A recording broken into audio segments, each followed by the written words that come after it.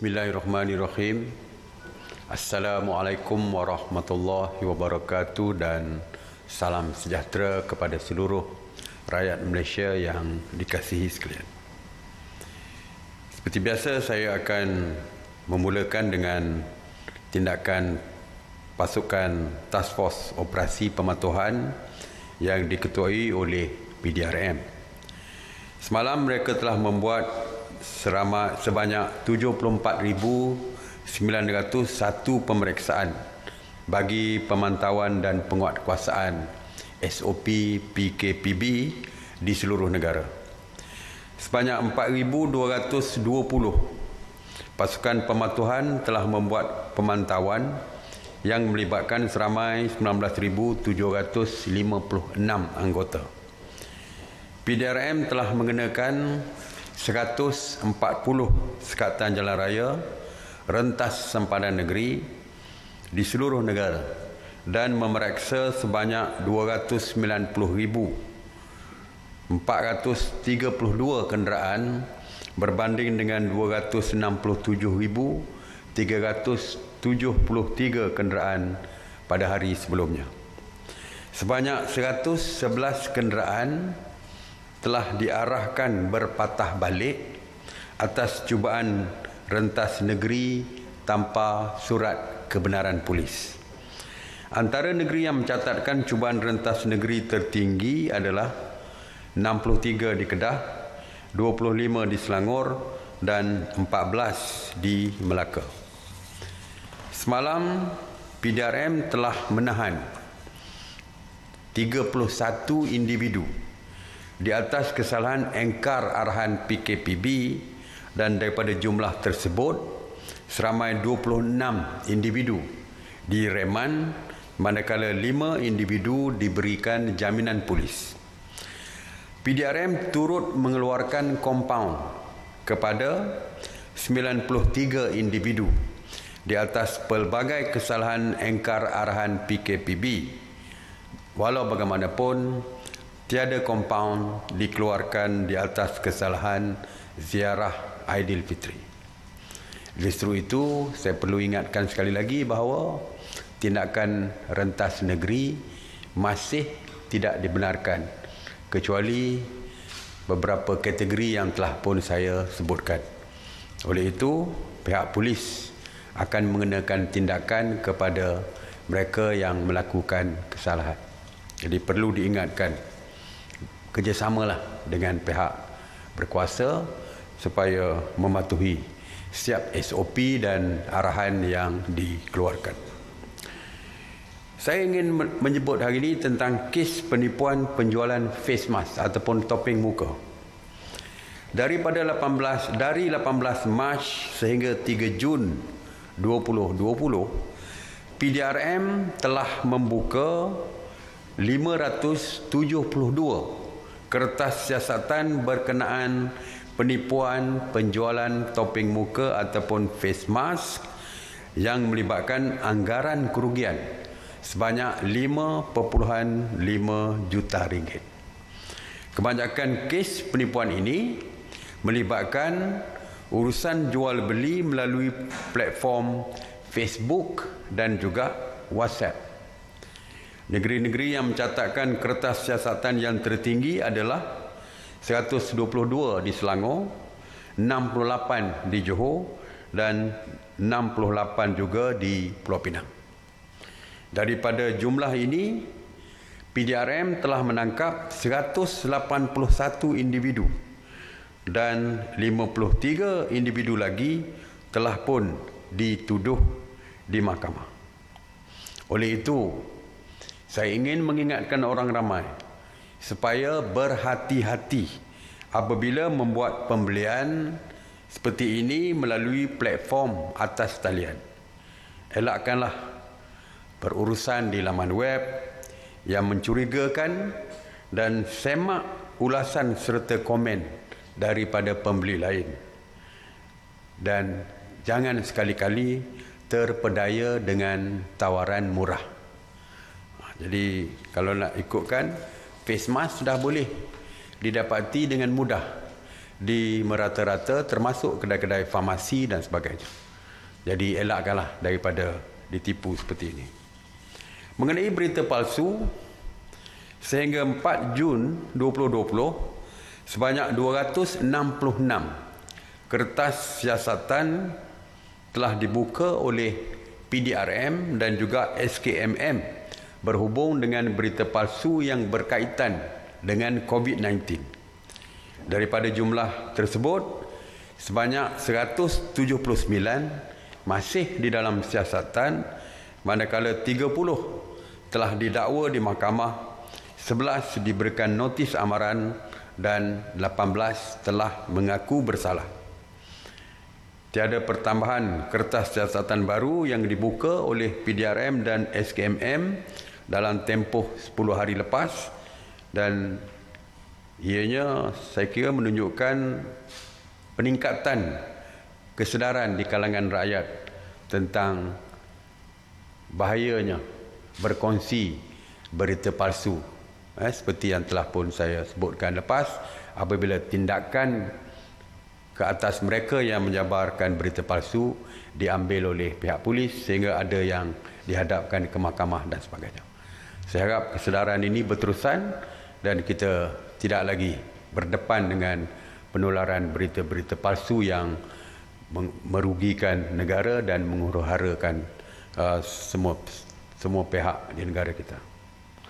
Sebanyak 317 penafian dan penjelasan mengenai berita palsu telah diperjelaskan kepada orang ramai oleh pasukan respon pantas KKMM yang ditubuhkan untuk membantu membendung penyebaran berita palsu berkaitan COVID-19 ini. Oleh itu orang ramai diingatkan supaya berhati-hati sebelum menyebarkan sebarang berita yang belum diketahui kesahihannya. Untuk lebih pasti, sila hubungi talian 03-8911-5103 ataupun layari www.sebenarnya.my untuk kepastian. Dan saya ingin mengingatkan, sahkan dulu berita tersebut dari segi kebenarannya baru disebarkan. Mengenai op sanitasi awam yang dikawal selia oleh KPKT, sejak 30 Mac mereka telah melakukan 7,532 operasi sanitasi yang merangkumi 132 zon. Sebanyak 11,065 premis telah disanitasi yang terdiri daripada 2,644 pusat perniagaan, 4,150 bangunan kerajaan, 1,583 kawasan perumahan termasuk PPR, 2,336 tempat awam dan 352 pasar raya. Semalam, sebanyak 43 operasi sanitasi telah dilaksanakan yang meliputi 37 zon di 12 negeri, antaranya adalah Sabah 11 operasi, Johor 8 operasi dan Melaka 4 operasi. Mengenai pengurusan pusat kuarantin, sehingga jam 8 pagi 4 Jun, sebanyak 181 pusat kuarantin beroperasi berbanding dengan 185 pada hari sebelumnya, yang mana 14,579 individu sedang menjalani operasi ataupun sedang menjalani proses kuarantin wajib. Semalam, seramai 191 rakyat Malaysia telah pulang ke tanah air dari Singapura, Indonesia, Brunei, Bangladesh, Hong Kong, Nepal serta Qatar dan telah pun di kuarantin secara wajib. Seramai 49,464 rakyat Malaysia yang pulang ke tanah air telah di kuarantin wajib sejak 3 April 2020 dan sehingga hari ini seramai 38,845 individu telah pun selesai menjalani kuarantin wajib dan dibenarkan pulang ke rumah masing-masing. Mengenai proses penghantaran pelajar IPT pulang ke kampung halaman masing-masing, dari 27 April 2020 sehingga hari ini, KPT, Kementerian Pengajian Tinggi, telah menghantar pulang 57,728 pelajar IPT ke kampung ataupun ke pangkuan keluarga masing-masing. Hari ini seramai 566 pelajar dijadualkan untuk dihantar pulang melalui 3 penerbangan yang akan menghantar pulang 468 pelajar dari Kuala Lumpur ke Sibu, Miri dan Kuching. 38 pelajar dari Miri akan diterbangkan pulang ke Kota Kinabalu, manakala 60 lagi pelajar akan diterbangkan pulang dari Kota Kinabalu ke Bintulu. Mengenai tapak binaan, semalam Lembaga Pembangunan Industri Pembinaan Malaysia ataupun CIDB telah membuat pemeriksaan di 196 tapak binaan di seluruh Malaysia yang melibatkan 194 penguatkuasa. Dari jumlah tersebut, pemeriksaan CIDB telah mendapati 93 tapak binaan patuh kepada SOP, 16 tapak binaan tidak patuh kepada SOP dan diberikan amaran. 2 tapak binaan telah diarah tutup kerana tidak patuh SOP dan baki 85 tapak binaan tidak beroperasi. Jumlah kumulatif tapak binaan yang telah diperiksa oleh CIDB sehingga hari ini adalah 6,559 tapak binaan. Daripada jumlah tersebut, 1,211 tapak binaan mematuhi SOP, 288 tapak binaan tidak patuh kepada SOP dan diberikan amaran. Penguatkuasa CIDB telah mengarahkan 10 tapak binaan ditutup kerana tidak patuh kepada SOP, manakala 5,050 tapak binaan masih belum beroperasi. Seperti yang saya sebutkan bahawa salah satu syarat untuk beroperasi ialah pekerja tapak binaan, terutamanya warga asing, mesti dibuat saringan kesihatan, iaitu swab test. Dan sehingga hari ini, lebih daripada 30,000 warga asing yang bekerja di tapak binaan di wilayah Persekutuan dan Selangor telah pun disaring. Jadi itu saja yang saya nak sampaikan hari ini. Terima kasih. Seruan saya seperti biasa, terus kekal di rumah untuk kekal selamat. Stay home, stay safe. Saya buka kepada soalan. Okay, Assalamualaikum. Datuk Seri, saya Faris dari RTM. Nak tanya berkenaan dengan ada setengah majikan yang mewajibkan pekerja mereka untuk menjalani kuarantin wajib selama 14 hari setelah mereka pulang daripada melakukan rentas negeri, sama ada atas urusan kerja ataupun atas urusan peribadi. Dan majikan tersebut ada yang menolak cuti tahunan mereka dan ada yang mengenakan cuti tanpa gaji. Jadi persoalannya, adakah tindakan tersebut dibenarkan? Tindakan tersebut tidak dibenarkan, ya, sebab yang perlu, yang dari segi peraturan yang dikeluarkan oleh MKN adalah rakyat kita yang pulang dari luar negara mesti dikuarantin wajib selama 14 hari. Beberapa negeri seperti di Sabah, di Sarawak, rakyat yang pulang dari Semenanjung ke Sabah dan Sarawak juga dikuarantin wajib oleh negeri Sabah dan Sarawak. Tetapi di Semenanjung, rentas negeri, kita tidak benarkan. Ini termasuk rentas daerah ni kan? Rentas daerah dan rentas negeri. Walaupun kita tidak benarkan, tetapi yang mendapat kebenaran daripada polis untuk merentas negeri tidak diwajibkan untuk membuat kuarantin 14 hari ini. Ya, tidak ada.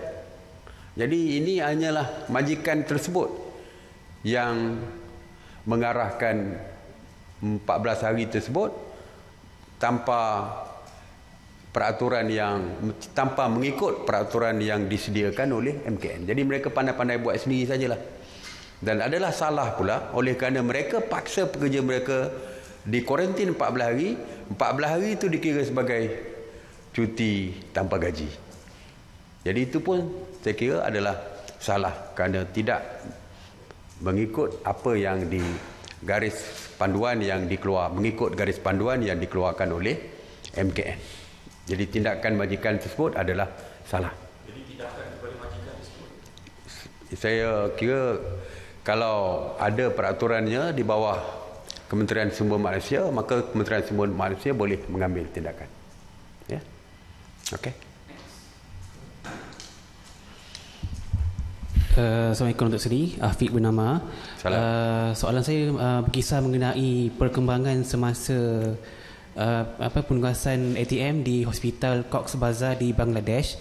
Setakat ini macam mana? Adakah penugasan mereka ini ditarik kembali dalam tempoh COVID-19 dan PKP? Selain itu, sepanjang mereka bertugas di sana, adakah mereka ini dilengkapi dengan peralatan PPE dan perlindungan PPE? Sekian, terima kasih. Terima kasih. Kita memang ada mengantar 56 anggota di Cox Bazar. Tetapi semua mereka telah pun kita panggil balik apabila COVID-19 mula melanda. Jadi tidak ada lagi anggota tentera ATM ni, Angkatan Tentera Malaysia ni yang berada di Cox Bazar. Tidak ada lagi. Ya. Salam untuk Sri Ahmad daripada Bernama. Sekarang ini Taska sudah dibenar untuk beroperasi mengikut SOP. Jadi soalan saya, bagaimana dengan ibu bapa yang menghantar anak ke pengasuh persendirian, dan bagaimana pula dengan jiran-jiran yang turut menjaga anak orang lain? Ya, bila saya umumkan Taska dibuka, ya, ada 7,901 Taska dan mereka dah pun memohon untuk membukanya. Yang 7,901 itu adalah Taska yang berdaftar. Ya, berdaftar. Ada 3 kategori sebenarnya, iaitu Taska institusi. Ini yang di bawah entiti perniagaan, komplit dengan bangunan dan sebagainya. Yang kedua, Taska awam ini di jabatan-jabatan kerajaan, agensi-agensi kerajaan. Setiap kementerian misalnya ada Taska. Pekerja-pekerja di situ, kaki tangan kerajaan di situ menempatkan anak mereka di Taska-Taska di pejabat-pejabat kerajaan. Itu ada. Dan yang ketiganya adalah Taska di rumah. Tetapi Taska di rumah ini juga dikawal selia juga oleh Kementerian Pembangunan Wanita, Keluarga dan Masyarakat ini. Kerana pengendali anak-anak di Taska tersebut mendapat training ataupun latihan daripada kementerian. Tetapi ada swasta yang tidak didaftarkan, illegal. Kita boleh anggap mereka sebagai illegal, tidak didaftarkan. Mungkin di dalam satu taman tu dia jaga 3-4 orang anak yang hantar sendiri-sendirilah, hantar. Dan kita bimbang Taska seperti ini kerana penjaga anak-anak tersebut tidak mendapat sebarang latihan pun. Jadi kalau ada perkara-perkara yang tidak baik berlaku, itu adalah di luar tanggungjawab daripada pihak kerajaan, daripada pihak kementerian kerana tidak berdaftar. Jadi yang pertamanya saya menyerulah kepada tadika persendirian ini yang walaupun menjaga 3-4 orang anak sekalipun supaya berdaftar dengan pihak kementerian KPWKM ini. Daftarlah supaya mereka boleh mendapat latihan. Mungkin latihan boleh diberikan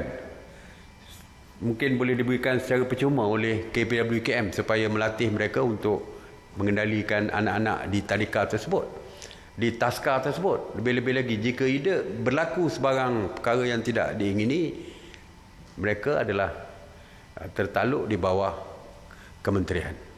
Dan jika ada bantuan sekalipun daripada pihak kerajaan, kalau mereka dibantu, ada sumbangan dana daripada kerajaan, mereka boleh memohon dana daripada kerajaan kerana mereka merupakan taska yang berdaftar. Jadi untuk hari ini, oleh kerana mereka tidak berdaftar, mereka agak sukar untuk mengawasi mereka dari segi mematuhi SOP yang dikeluarkan. Walaupun SOP yang dikeluarkan kepada taska amat ketat sekali. Sebelum menghantar, sewaktu mereka sampai, masuk ke dalam, nak balik anak-anak tersebut dengan SOP yang ketat bagi menjaga keselamatan dan kesihatan anak-anak tersebut. Tapi di swasta yang tidak didaftarkan ini, yang buat secara sendiri-sendiri macam ni, pemantauan agak sukar untuk SOP ni. Walau bagaimanapun, saya juga selain daripada menyeru mereka berdaftar, saya juga mohon supaya mereka boleh download SOP melalui website KWPKM ni dan juga website JKM ni, supaya mereka boleh dapat lihat dengan detail apa SOP yang dikeluarkan bagi mereka menjaga kepentingan anak-anak ni. Tapi yang paling penting, eloklah berdaftar dengan JKM.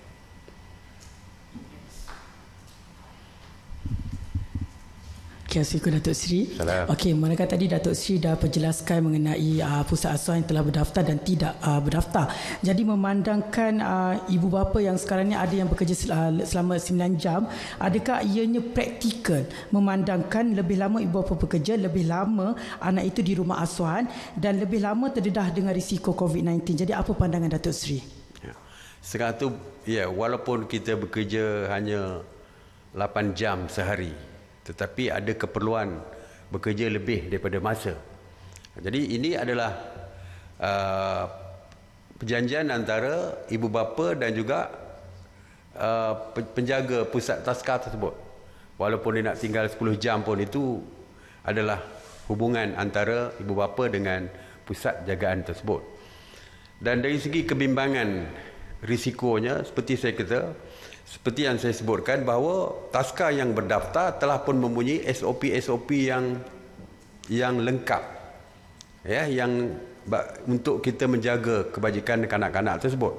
Jadi soal tambahan masa 1 jam dan 2 jam, kalau masih lagi SOP itu dilaksanakan, saya rasa tidak menimbulkan isu lah dari segi itu.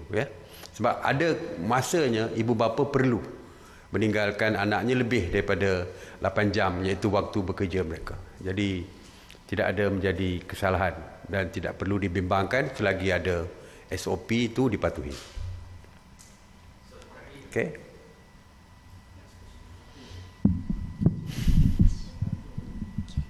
Soalan saya Datuk Seri berkenaan dengan terdapat sekolah gabungan persendirian yang menerima separuh bantuan kerajaan namun masih mengenakan yuran bulanan kepada para pelajar walaupun sekolah masih tidak dibenarkan beroperasi. Adakah ia dibenarkan? Okey. Saya tak tahu dari segi dasar Kementerian Pendidikan, tetapi dari segi etikanya, sepatutnya kalau servis tidak diberikan, bayaran tidak perlu diminta. Dalam isu sekolah separa kerajaan ini, sekolah masih ditutup. Oleh kerana sekolah masih ditutup, tentu saja guru-guru di sekolah tersebut tidak mengajar pun. Jadi kos operasi sekolah tu hampir tidak ada. Hampir tidak ada. Mereka tak bayar guru, mereka tak bayar staf-staf mereka yang lain.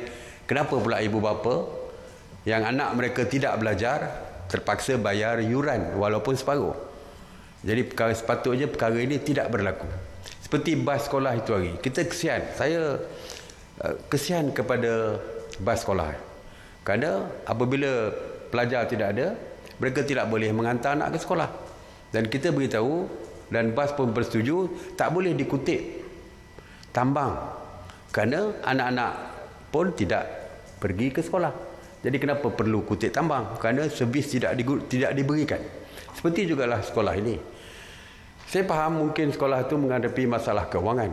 Tetapi sekolah juga perlu faham, ibu bapa pun dalam waktu ini juga menghadapi masalah kewangan. Jadi saya harap sekolah-sekolah seperti ini tidak mengambil peluang untuk memaksa ibu bapa untuk membayar yuran walaupun anak mereka tidak bersekolah. Selagi sekolah tidak dibuka, saya harap tidak ada sekolah yang mengutip yuran daripada pelajar-pelajar. Okey. Terima kasih. Assalamualaikum warahmatullahi wabarakatuh.